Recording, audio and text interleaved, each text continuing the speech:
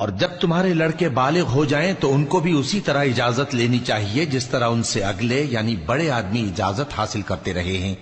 اس طرح اللہ تم سے اپنی آیتیں کھول کھول کر بیان فرماتا ہے، اور اللہ جاننے والا ہے، حکمت والا ہے۔ اور بڑی عمر کی عورتیں جن کو نکاح کی توقع نہیں رہی اور وہ زائد کپڑے اتار کر سر ننگا کر لیا کریں تو ان پر کچھ گناہ نہیں، بشرطے کہ اپنی زینت کی چیزیں نہ ظاہر کریں،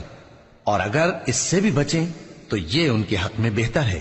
اور اللہ سنتا ہے، جانتا ہے۔ نہ تو اندھے پر کچھ گناہ ہے اور نہ لنگڑے پر اور نہ بیمار پر اور نہ خود تم پر کہ اپنے گھروں سے کھانا کھاؤ، یا اپنے باپ دادا کے گھروں سے، یا اپنی ماؤں کے گھروں سے، یا بھائیوں کے گھروں سے،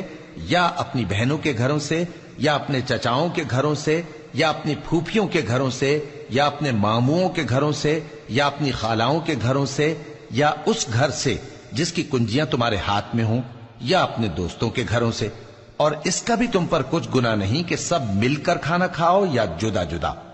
پھر جب گھروں میں جایا کرو تو اپنے گھر والوں کو سلام کیا کرو، یہ اللہ کی طرف سے مبارک اور پاکیزہ تحفہ ہے۔ اس طرح اللہ اپنی آیتیں کھول کھول کر بیان فرماتا ہے تاکہ تم سمجھو۔ مومن تو وہ ہیں جو اللہ پر اور اس کے رسول پر ایمان لائے، اور جب کبھی ایسے کام کے لیے جو جمع ہو کر کرنے کا ہو پیغمبر کے پاس جمع ہوں تو ان سے اجازت لیے بغیر چلے نہیں جاتے۔ اے پیغمبر، جو لوگ تم سے اجازت حاصل کرتے ہیں وہی اللہ پر اور اس کے رسول پر ایمان رکھتے ہیں،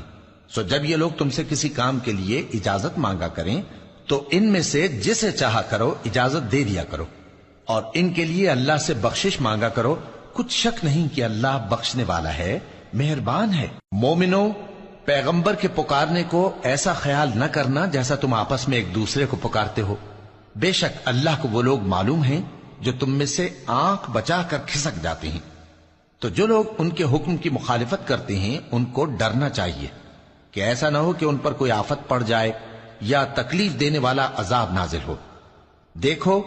جو کچھ آسمانوں اور زمین میں ہے سب اللہ ہی کا ہے،